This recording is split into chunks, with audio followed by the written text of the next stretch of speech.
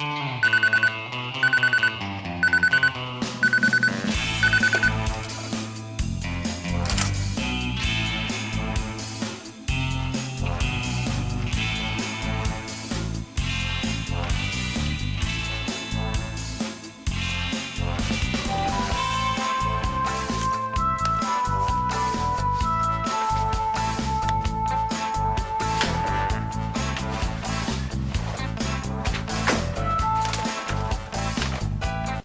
to the latest episode of the B Movie Club. I'm your host, Kevin. This week we'll be discussing the 1988 comedy classic, The Great Outdoors, starring John Candy, Dan Aykroyd. It's an all-star cast. For those of you joining us for the first time, each week in the B Movie Club we discuss certain guilty pleasures and forgotten classics of the past, things that we look back on fondly but maybe have forgotten about in the hustle and bustle world in which we live in. Go ahead and go to our page on Facebook, Original B Movie Club. Give us the big thumbs up, and you'll get all of the latest updates. Anytime I post a video, any questions or comments you want to send. Anytime something pops into my mind, I want to send it out there to the B Movie Club community. You'll be the first to know. Also go to our page on YouTube. That is Kevin D. Click the subscribe button. It's totally free. You will get access to any time I post a video. You get a fancy email right to you so you can see it the day it occurs. So that's pretty snazzy. You can also reach me on Twitter at KD9575. You can send me comments, questions, thoughts, anything else you want to get off your chest. Don't forget to spread the word and tell a friend, won't you? Great Outdoors. In this movie, you've got Chet Ripley, who is going out to a kind of a woodsy lake area, mountainy area with his family for a vacation of some sort. Just like his father used to take him out there, he has kind of whimsical memories of childhood going on these camping trips.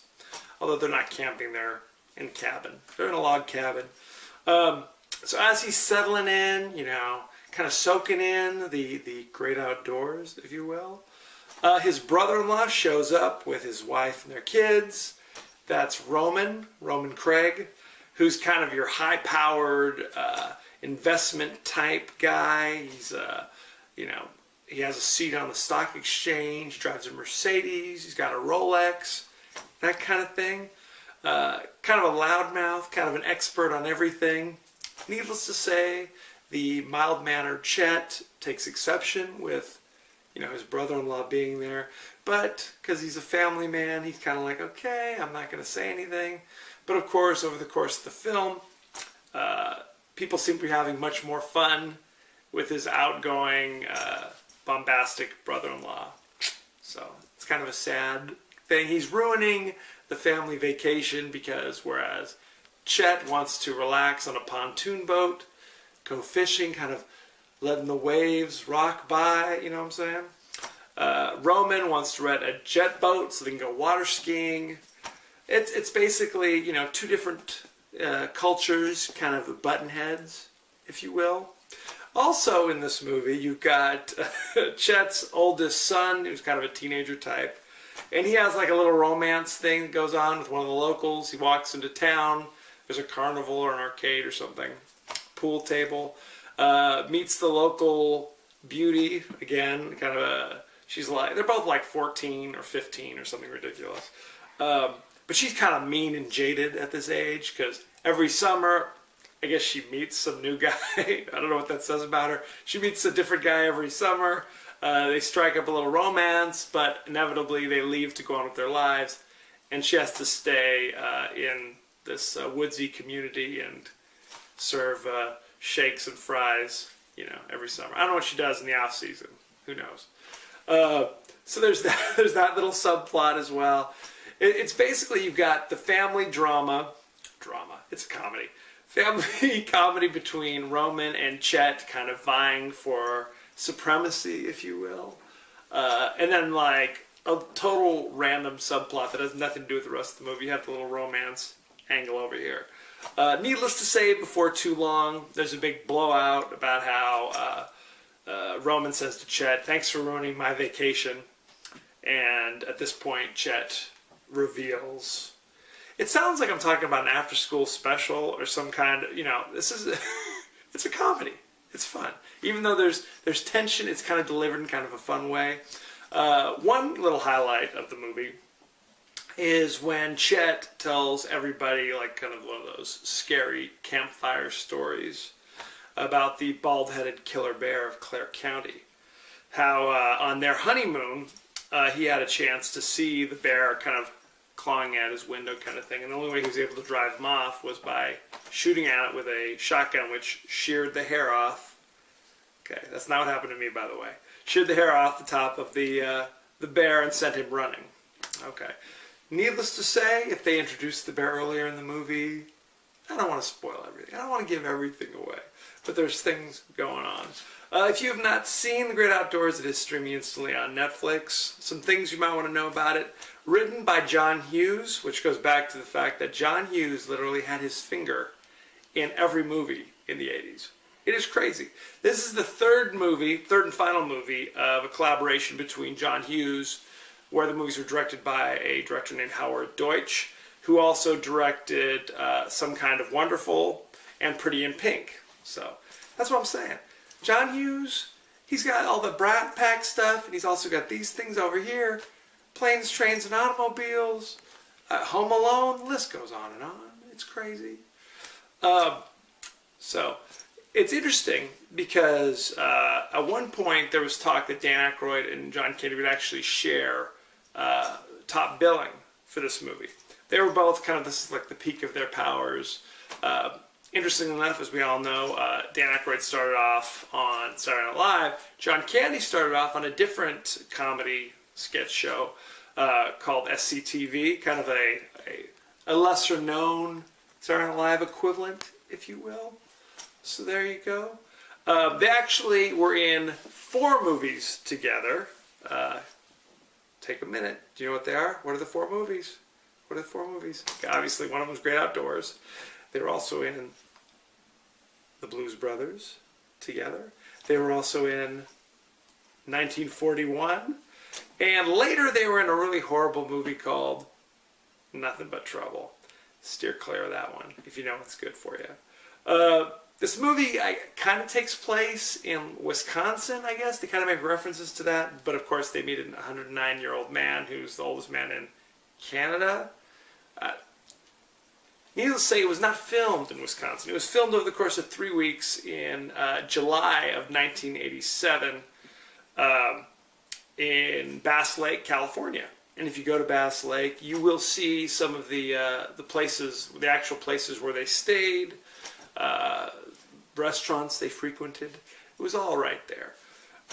So there's that, which is nice. What else can I tell you about this movie?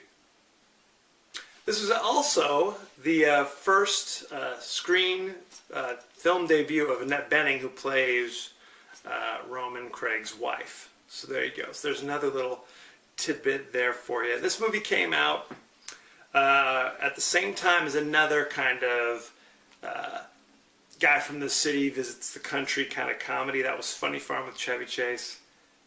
I got a big thumbs down. The critics actually didn't like Great Outdoors that much. I found it funny. Now, granted, I was 13 at the time. It's kind of very, it's wholesome family entertainment. I mean, one thing that I noticed about this movie is that Roman Craig's character that Dan Aykroyd plays is very much a Dan Aykroyd character. Where there were a lot of close-ups of him like making faces, like reaction shots. You got a lot of him mugging to the camera and zoom in. He's looking in the mirror and you get his crazy face, making a crazy expression. There's a lot of that going on. In addition to that, Dan Aykroyd, you may not know this, loves to have his characters kind of talk in really kind of very specific language, kind of very intelligent, although the dialogue that he spoke in Ghostbusters, for example, was very technical, very jargonistic, his character Roman Craig also kind of talks like that. When he's talking about the stock market, when he's trying to relate to his children, it's all very, it's not very warm and fuzzy language. It's kind of technical and jargonistic. I think I already said that. So, if you enjoy that from him, You'll love it. And of course, John Candy does his John Candy things. There's a lot of him kind of falling down, getting hit with things. There's at one point a bear is literally jumping on him. You know, 1,000-pound bear is jumping on him, not getting squished. I guess it's a comedy. I mean, if he got squished, that wouldn't be very funny. In a big scene at the end of the movie, I don't want to spoil everything, but John Candy thinks he's pulling up two twin daughters who've fallen down into a mine shaft. Instead, he's pulling up a 1,000-pound grizzly bear. Is he the strongest man in the world, or what? Later, the grizzly bear's chasing him. Okay. Grizzly bears can run 35 miles an hour. Okay? They can run down Olympic-level runners. And yet, not catching up to, I imagine, a slow John Candy. He may be quicker than he looks. Unable to catch him. When the grizzly bear's in the house attacking the family, John Candy, okay, he's tired. I understand that. But he takes the time, pushes the door that has crashed down on top of him. He picks it up, pushes it back into the frame of the door, rather than coming to the rescue of his family. Very upsetting. So he's pushing the door up. Really, it makes no sense, except it sets up the moment when the next person crashes in the door and falls on top of him. Whatever. I enjoyed it. Like I said, it's wholesome family entertainment. You could sit down, you're going on a camping trip. I don't know if you have a DVD player with you when you're camping, but just in case, you'll enjoy it. Currently, it has a 40% rotten on Rotten Tomatoes, which I think is a travesty. Obviously, it's not like, you're not quoting this movie later, you're not oh, that's the, remember that one scene that was so funny? It's not that. It's it's fine. It does the job. You can sit back and let it wash over you, okay? Good times had by all.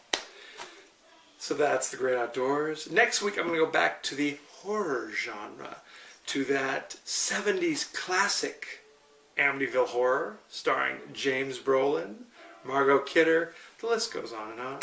It is streaming instantly on Netflix, so rush out and see it. Don't forget to contact me on our page on Facebook, Original B Movie Club. Give us the thumbs up. Go on our page on YouTube. Subscribe. It's totally free. And you can contact me on Twitter at KD9575. Send me any questions, comments, favorite scenes, favorite quotes you have, and I just may talk about it on the show. As you know, I end every episode with a totally out of context quote. And here it is. Assume your regular positions. In the trunk. There it is. Thank you for joining us next week. Amityville Horror. Well.